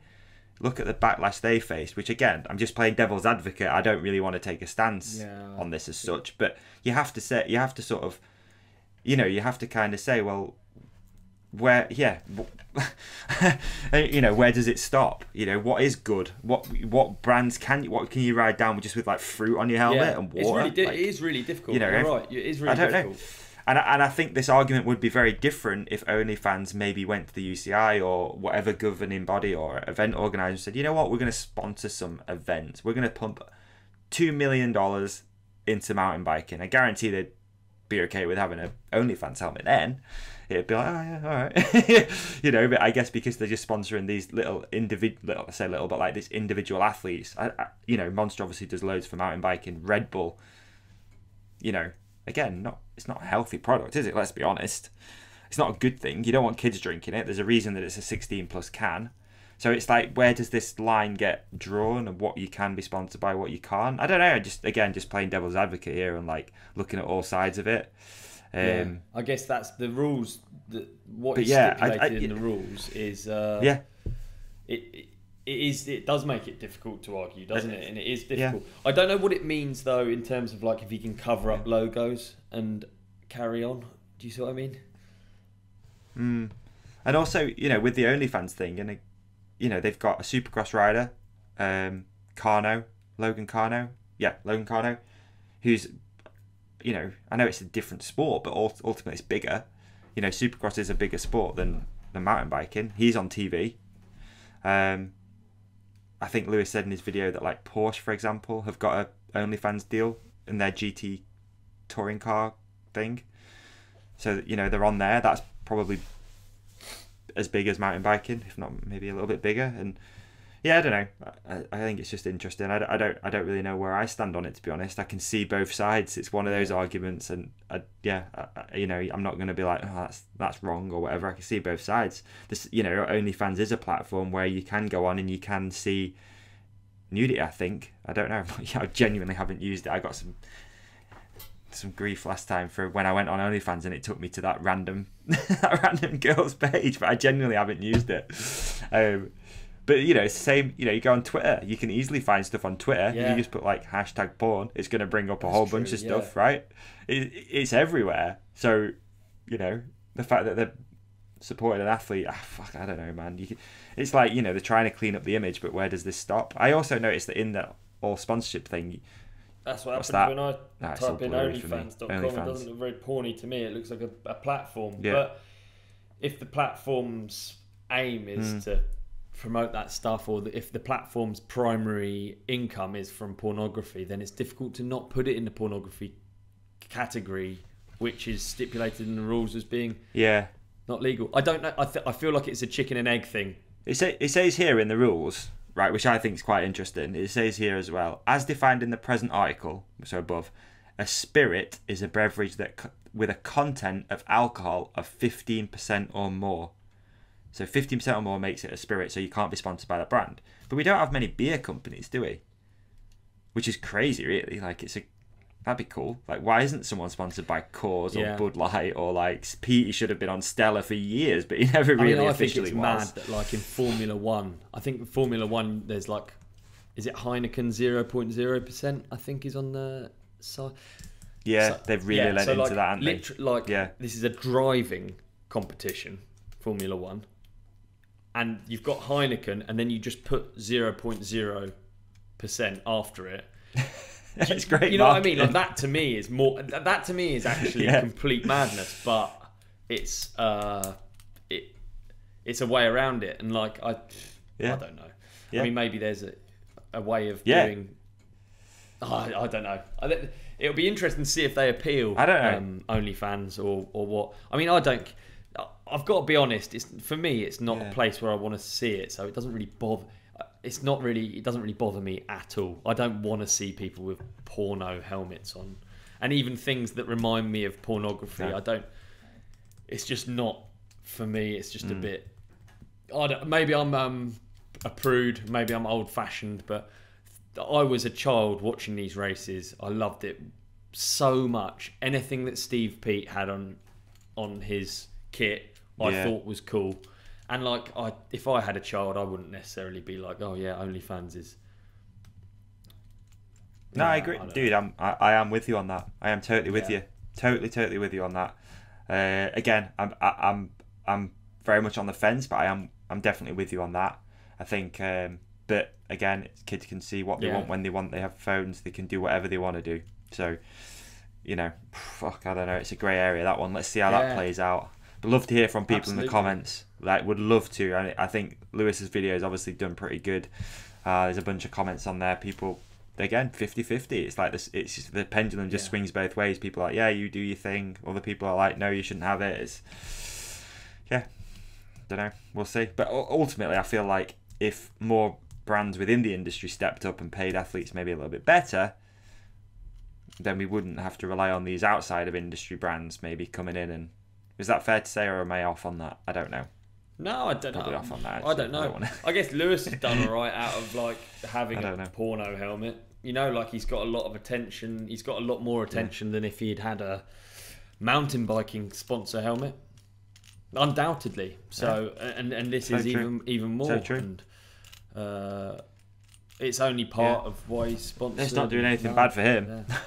Absolutely. He's uploading stuff to it, I assume, and that's part of his contract. And I think it is difficult for a company like that to change their image. And how do they go about it? You know, it's the same with the Shell conversation. You're like, it's easy to just sit here on our little computers and be like, nah, it's evil, it's an oil company. But how does it? How can it ever change if it can't put money into things that, for instance, Shell? If it's Shell is essentially a room. Let's pretend Shell is a room full of 10 people on a meeting room table, and they're just sat there thinking like, fucking hell, we're really viewed as evil. Everyone uses our product. Every person in the world uses our product, and yet for some reason we're deemed evil, for many reasons, no doubt. But people think we're evil. How can we change it? How do we do better? Like, we can change it by putting money into good things. So maybe let's give to charity. Find out. Shell will give money to charity.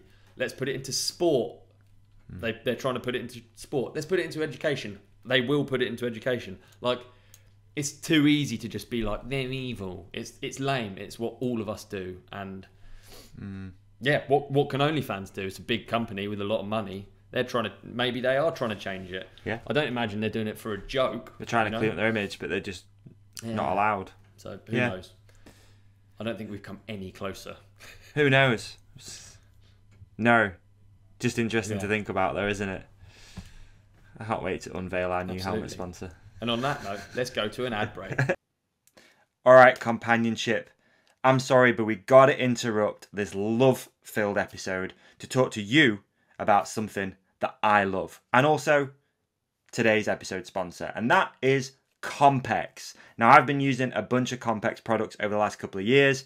And the one that I have absolutely fallen in love with, it is the perfect fit for me, is the Fix 2.0 massager.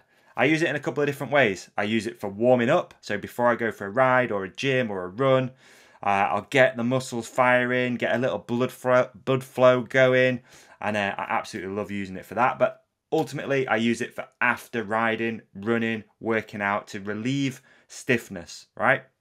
It has 5 powerful intensity settings. It is paired with a high stall force. Will give the intense pressure needed to help relieve the toughest spots safely and comfortably. It comes with 5 interchangeable heads, which look like that. There you go. You've got the nice little pointy one. You've got the ball. You've got the little flat one. Oh, honestly, dream. It has a rotating arm to help tailor your perfect massage. And of course, it's pretty quiet. Unlike other things which you might have in your house that vibrate like crazy, wake the neighbors up, this thing's going to go to a maximum of 60 decibels. You're going to be able to do this without waking up the rest of the street. And honestly, I couldn't live without this thing. And I'm speaking from the heart. It's ergonomic design, obviously, rotating head, speed adjustment, 5-speed settings. It's got a removable battery as well. It charges super quick, so you can always have it on hand. Personally, little pro tip here, I leave mine in the coffee table in the living room.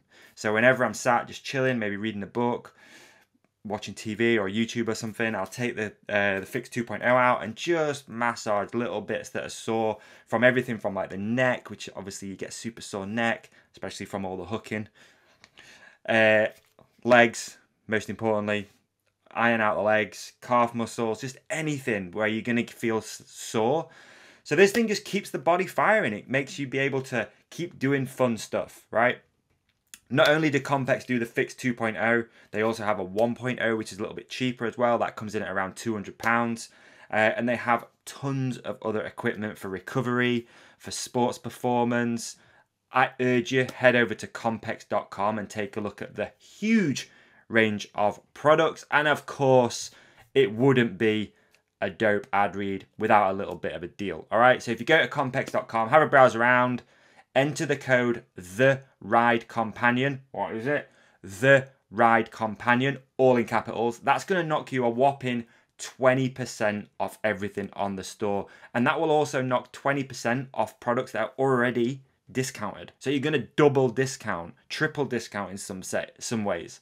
So yeah, couldn't speak highly enough of Compex. That's why they've stayed a sponsor. That's why we love talking about it. And as always, we don't talk about stuff we don't love and use ourselves. So please head over to compex.com, enter the code THERIDECOMPANION, save yourself a whopping 20% off, and let us know what you bag. I'd love to see it and how you're using it. Thank you, Compex. We appreciate you. I think that was our best ad break ever. Oh, I feel better. Can we go straight to listener questions? You up for that? Yeah, I'd love to, mate. Yeah. You're still not in, are you? In what? No, I'm not. I need to send that. You need to send the pass. Can you just tell me the password now over the podcast? I'll log in. Actually, before we start,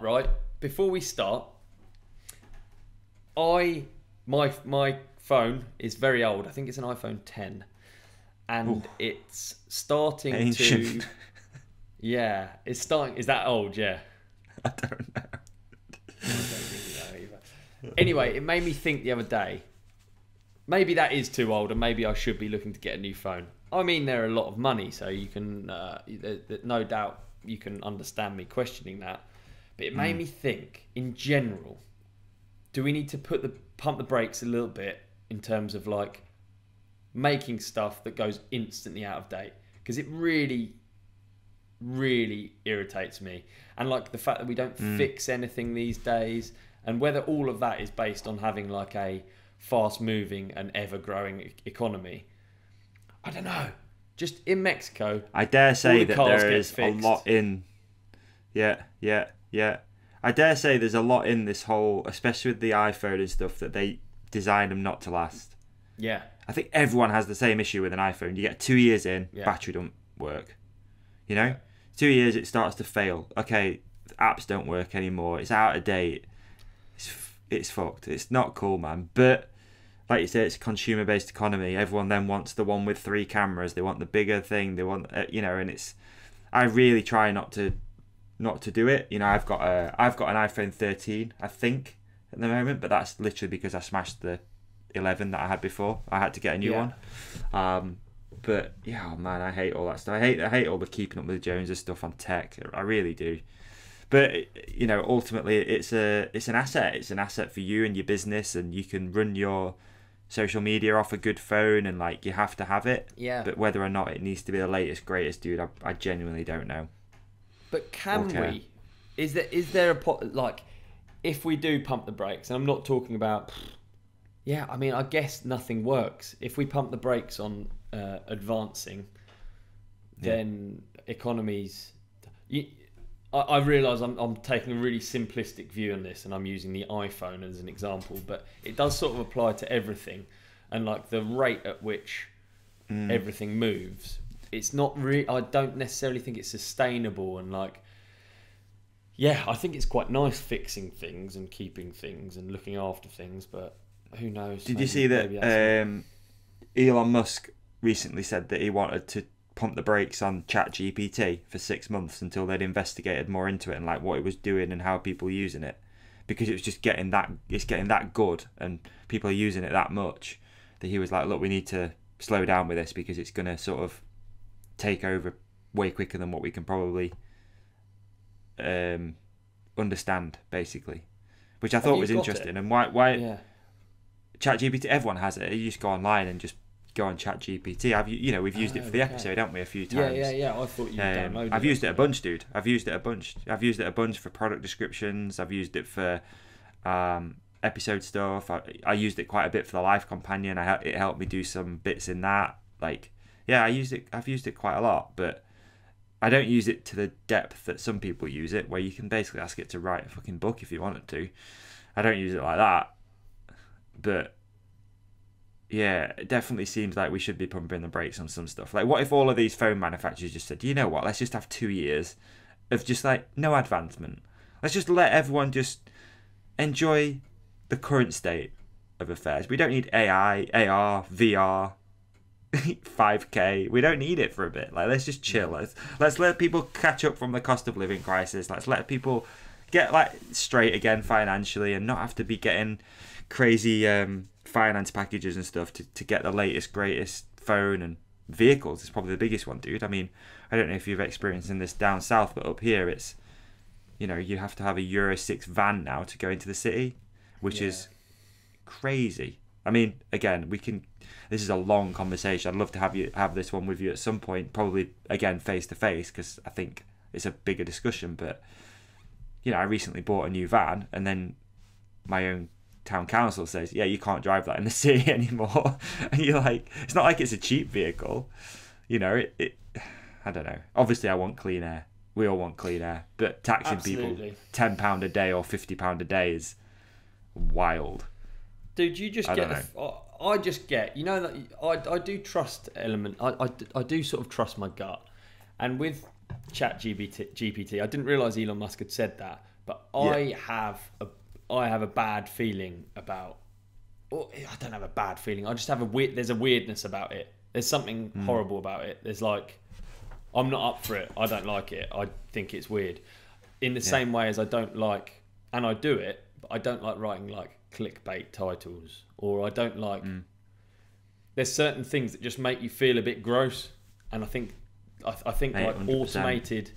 automated descriptions and like sentences, I just sort of feel like that's not it, and I don't want something to be based on an algorithm or what's most popular. I want it to be. I like art. I like things to be as they should be. I like creativity. ChatGPT doesn't fit into that for me. Same with the AI art. I think just like it creeps me out, the thought that it can create something that is like in that specific moment in time the most visually stimulating thing that leaves no room for like nuance or like advancement or like all right, yeah, it's changing the whole time to whatever people think is the best, but then once it does that enough that everyone loses the ability to think outside of the box or create something different or new or even work out what they like, then it's fucked. Then everything is fucked, and you don't end up. We just finding become less of a anything that you personality. Like. It's just like we're all loaves of bread, potato heads. I don't know. I'm scared. Super by all interesting. Of it.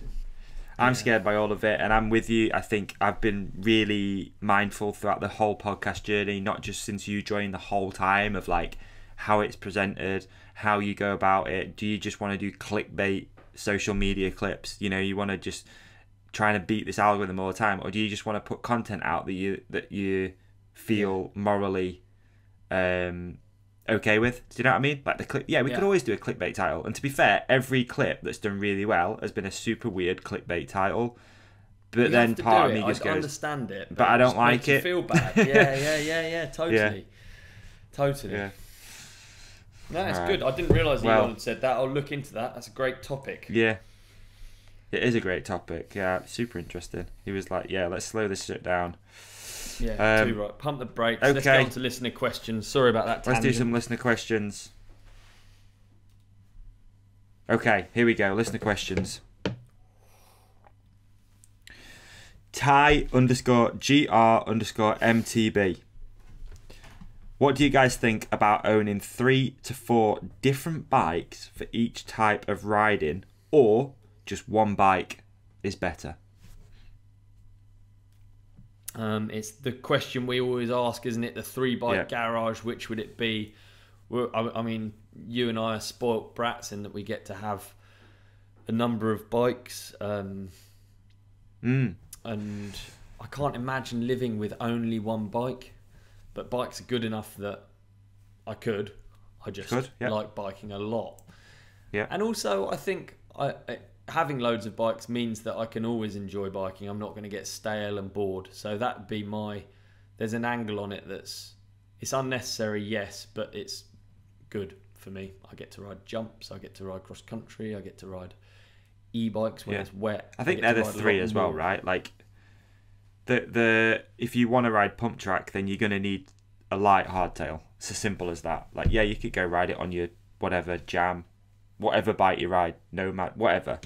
But ultimately, I think you're going to need a pump track bike. So, and also if you want to enter an enduro, you're not going to want to do it on a downhill bike. So there are unfortunately these types of bikes that you do need, and I agree with you. Like, I wish you didn't. Sometimes I'd love to just have one, and I've gone for years just having one bike, but only riding one discipline. That's the thing, you know. I only had a dirt jump bike for years, but I only rode dirt jumps, so it kind of isn't relatable anymore. But yeah, fuck knows, man. Maybe that's going to be something in the future, a bike that you can morph into a e-bike, a trail bike, and a hardtail. Imagine that. You just change the back end and it's like a hardtail. I guess those are the categories, aren't they? My Jam Squared SL, you could take the battery out and it could be a normal bike. So that could be one bike for two jobs. But then I'd still need a hardtail. It's a very different thing. The sport's really varied. I think, maybe I could get away with two bike garage. Jam Squared SL and a jump bike. Yep. I mean, there's also an argument against, like, why, you know, if you have room to keep another bike and you can afford another one. What was that? A bit of fluff just flew across the screen. I don't know, dude. I saw it as well. I don't know, but I can't see any fluff. It was trippy. Did you see it? Yeah, I thought it was smoke. Yeah, that was trippy. Yeah. It's like smoke, weren't it? Dude, I know. Yeah. But I can't see any. I saw it and I was like, what the hell was that? There's no fluff around. I've got a new hoodie on, which I think is fluffy. There you go. Mate, I mean, if that doesn't entice you to watch the podcast rather than listen to it, I don't know what will. We've got ghostly... I thought it was just me that saw it. No. No, I saw it too, yeah. I can't remember what we're banging on about now. Someone mentioned that ages ago, right? Someone mentioned it ages ago that there was stuff floating around every time we record. Yeah. And I do see a little bits of fluff sometimes. The cat sits in here quite a bit. So we ended up with that, but like... That was a weird one. That was a weird one for sure. Okay. It did look like smoke. It did look like smoke. It did. Yeah. It did. Okay. Lion Werngok. You're right, mate. Yeah, I think it's Lion. It's something like that. All right. What are your thoughts on bike packing? Is it something you'd like to do? We spoke about it again. This is something that comes up quite a lot. People seem to really enjoy the bike packing movement. Love it. You love it, yeah? No, that people do. It's very current. People love it. Are really into bike packing at the minute, I feel like. Yeah. I've never done it. I mean, I think in summer I'm gonna. It's not gonna be like bike packing like that, but I'll ride somewhere, sleep outdoors, come back in the morning, that sort of thing. I was doing that through summer a little bit as well. Not biking, but running somewhere, sleeping, running back. Yeah. But the idea of just long days and sleeping in a tent just don't interest me, I'll be honest, personally. Yeah. I like my creature comforts as I'm getting older. I want to go for a nice bike ride, go to a coffee shop, go to a hotel, or just come home.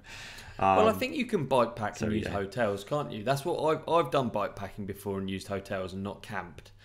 And I do think seeing a place by bike is really nice. But equally, if I go away, me and George have these conversations all the time because she always wants to do bike packing trips. And if I go away somewhere, I don't necessarily want to be like washing my chamois in a sink every night. You know what I mean? It's just not my idea of fun. So I can still see a place and go for a ride every day even, and I don't have to limit myself to one bag strapped to my bike. I understand it, but it's not that it's not for me. It's that I've done it and I enjoyed it, but I didn't enjoy it enough. So that's my thoughts on bike packing. Good one. At halves whole life, would you rather road ride or trail run? Ooh, Go on, Davi. You go, mate. Oh, I'm going to go trail run. Although, I went out yesterday into the Peak District for a walk, and we were driving out there, and there was a few roadies, mate, I tell you what, you come out here at the weekend and you feel like you're a support car in the Tour de France. It's like, there's roadies everywhere. It's a bit frustrating when you're running late to get somewhere and you're stuck behind a peloton of 70-year-olds all on trick carbon bikes. But man, you feel like you're out in the Tour de France when you're in the Peak District at the weekend. But it did get me thinking I'd like to go for a road ride again. I don't have a road bike at the moment, but I do like it when I have one. I do like to get out there and pump some miles out and cruise down, mainly just bomb hills, to be honest. But ultimately, but at the moment, it'd be trail run. I do like a trail run. Nice. Yeah. For me, I can't run, so it'd be road bikes every time. And I do like a good road ride. I'm gonna do some miles this summer. I think there's nothing better than a road ride to a cafe along some country lanes. I'm a fan. Yeah, it's true. Yeah, I agree. I'd like to do some as well this year. We'll see. Chris Turnbull 100. Tom Isted finally gets a podium. Long overdue. Surely he should have a frame sponsor. Surely he should have a frame sponsor if he hasn't. I didn't know that. But I'm annoyed that I didn't have that in my notes. So good. He came up on the podcast a while ago. Well deserved, and just the amount of work it takes to get on the podium at Crankworks in slopestyle is insane, and he's put it in. Yeah, put it in. Do I say it right? Tom Isted? Isted, I always say, but I don't know. Okay. Yeah. Okay. I do find that impressive, though. You know, he's down in Cornwall punching out laps on his airbag. That is the reality of being a slopestyle rider. To get dialed enough that you can put together a run, you have to do so much work, and he's obviously put it in. So, well, obviously he deserves a frame sponsor, but I think he does ride for someone, doesn't he? I'm useless. I am. I'm honestly not sure. Iced tea on to our companion. Tom_Isted. Get out there and make sure you follow him if you don't already, because he doesn't look like he does have a bike sponsor. No.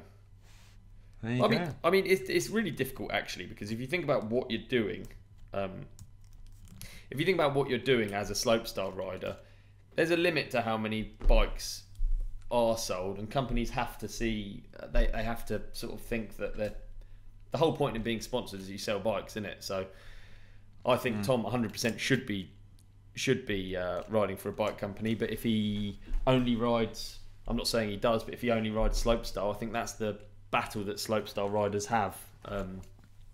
If their output is solely slopestyle, which it needs to be if you're going to be getting podiums at Crankworks, it is really difficult. It is really hard. So eat and breathe. Yeah. Shout out. Go give Tom a follow. Let's see. Send some love from us. We'll see what we. I still want to have a rider. One year we're gonna have a rider. Yeah. Sketch_sketchy. What was the last thing that worked so good you wondered and questioned why? The last thing that worked so good you wondered and questioned why. I've got one.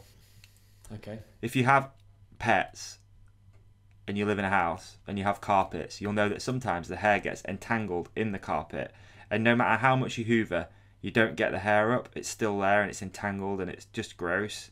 So the best thing for that, which I found a while ago, is basically just when you get a new pair of trainers, or not even new, depends how much you care about your house, put the trainers on and do like a moonwalk across the carpet. Drag your feet back, drag them forwards, and all of the hair comes out of the carpet and creates little balls or whatever, and it makes your carpet like new. It's probably a good calf workout too. Mate, that's a fantastic one. That's really, really good. You've managed to find a really, really niche thing. Yeah, because I did it yesterday. So I've got one. Yeah. If you fly on Aero Mexico and you want to upgrade from economy to premium economy, if you go online and you act as if you're going to upgrade your seat, and then it gets to the payment page and you just leave the page open, then you get premium economy without paying. That's fantastic. It's worked, 4 times or something now, so yeah. That's the best. And I don't know why, but it's a good glitch. That's the best, dude. I like that one. All right, last one. Hayden MTB. If you ever need to take a shit on a ride, do you look for a suitable tree with lots of leaves, or do you hold it? It's the question on everyone's lips. I've had one of the best shits of my life in Madeira, trailside, and I went off into the woods. And you know, it's always a bit panicked, isn't it? Like adventure poos. And I found a tree with, it literally was a tree with wet moss on it. And you could just, it was just like, it was as comfortable, if not more comfortable, than going to the toilet in a regular standard washroom. And nice moss, is it? Yeah. It was joyous. I didn't walk away from it feeling dirty. It was wet moss. It was like having wet wipes. And I felt fantastic. I washed my hands in the river afterwards and went on my way with pink eye and food poisoning, but all the same. Yeah. How about you? I don't mind. I don't mind an outdoor nature poo. I'm quite weird. I think we mentioned this before, but I like to go full trousers off, just to limit any possibility of a accident of shitting in your own underwear. So it's got to be like a pretty suitable location where you can pretty much get naked. I like to lean up against a tree, like squat up against a tree, like you're doing like chair sits, like with weights. I like to do that, and then then I'll look for some suitable leaves or standard sock off vibe. Get the sock off, put your hand inside the sock, keep turning, quarter turn, quarter turn, quarter turn, quarter turn. That's it. Go home. Perfect. Feeling dirty. Do you know what I was just thinking? Yeah. Despite looking the way I look, I actually hate feeling like I've got poo on me, or like feeling like I've got BO, or like my breath smells. I actually am more hygienic than I might appear. It's just an interesting fact for you. I really hate, like I feel mega uncomfortable, like to the point where I'd have to go home if I smelt of BO or something. Like I really take that stuff. You shower every day too, right? You're an everyday shower? Yeah. Oh man, yeah. Yeah, same. Big time. I feel weird if I don't shower at least once or twice a day. Yeah. Yeah, and when I go away, I can't wear Sometimes socks more. twice, and I can't wear pants twice. I'm really a little bit lame when it comes to it. I don't know why. I guess I just look dirty, so I have to say that. Otherwise, people would just think that. You were in Mexico a long time. How did you manage the clothing situation? Did you have a washing machine? Access to a washing machine? Yeah, lavanderia. I actually packed 4 pairs of pants, 4 pairs of socks, 4 t-shirts. Right. Well, and then just wash them every 4 days? Every day. Yeah, absolutely, yeah. Yeah. Just run out, the lavanderia. take them to the laundry. Yeah. Yeah. Nice. I try on trips to wash stuff before I come home, but I pack very light. Yeah. Light packing's the move, isn't it? Yeah. To Mexico? Yeah. People pack hand luggage in a bike. Unbelievable amounts of shite. You don't need to. There's obviously washing machines everywhere you go. So, yeah, I just had a bike bag and hand luggage. Yeah. And nice. in my hand luggage, I had microphone for the podcast, my laptop. So I really had nothing with me. Yeah. And my bike bag has my deodorant and shower gel and toothpaste in. Yeah. Helmet? How do you do that? Where does that go? Helmet's hand luggage, yeah. Helmet's hand luggage. So, yeah, you can put it in a helmet bag, can't you, and carry it? Yeah. Helmet, I am so weird about. I'm so weird about my helmet. I have to. It can't like bang on things. It can't go in the hold luggage. Yeah. No, you don't need that. All right. Great episode. I think pretty much covered everything we were going to talk about. We've had a delay again, folks. So apologies for we don't always have these strange conversations where we wait for each other to talk and we're super like organised. Yeah, we've had it for a bit now. It's been a few weeks. I'm going to reach out to support and just be like, yo, what the fuck is going on? Like, let's we're having these weird conversations complaint. where we have to keep stuttering and stuff. Freedom Ride 4 planning has begun. Keep posted. We'll keep you posted on that. There's a lot going on behind the scenes, and we'll speak to you all very soon. Fantastic. How did you hear? Yeah. Oh, hey, thanks for listening, everyone. It's a joy to be back in the UK. Keep tuning in to The Ride Companion. This has been episode 91. Peace, love, like, and subscribe. Like and subscribe. Oh, that was a good episode, wasn't it? Good episode. Really enjoyed that one, mate. Yeah. Yeah, that was one of the best. One of the best. I think so. It's our best work so far. Yeah, definitely. So, what should people do if they want to keep in touch? Just there. Yeah. There's one there. One down there. I think there's one there as well. One there as well. Like and subscribe. Thank you.